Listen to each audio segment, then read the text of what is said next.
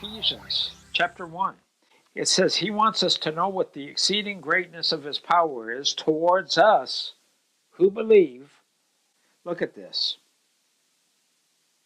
According to the working of his mighty power, which he worked in Christ Jesus when he raised him from the dead and seated him at the right hand in heavenly places, far above principality, far above power, might, dominion, every name that is named.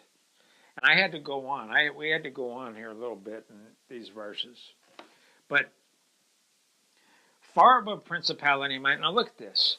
He's saying that we need it because this is describing the power. And it says not only in this age, but also in the age that's to come.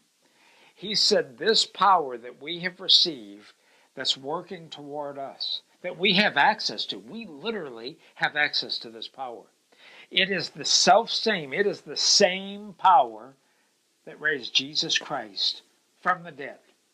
It is the same power that already defeated hell and all the principalities and powers that are in hell.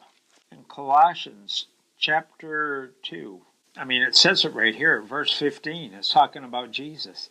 It says, everybody, you get people getting scared of the devil, and they're getting scared of what he can do, and they're thinking that he can do all these things, and that evil's just running rampant. Look at this, verse 15, Colossians chapter 2. It says that Jesus, having disarmed principalities and powers, he disarmed them.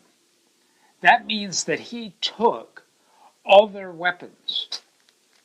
When you disarm somebody, like when somebody's walking through the line at the airport, and they walk through that thing and beep beep beep, and then if they have weapons, they might end up getting arrested depending on what they actually had. But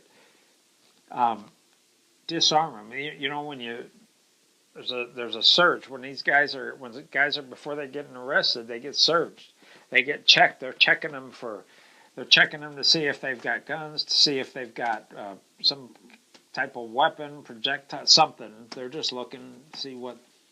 He disarmed principalities. He took their weapons. He took their weapons of destruction.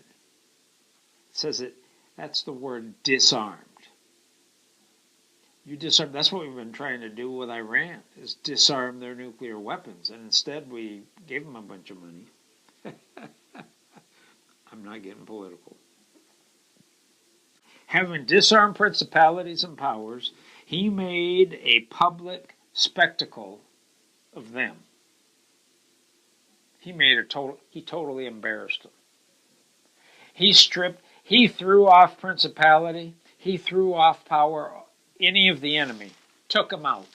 And that's what Paul's saying right here.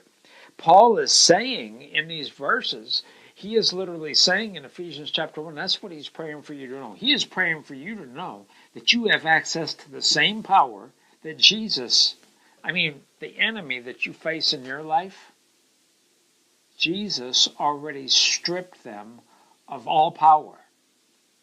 And his very power that did that is now working on our half who believe, but we have to believe it.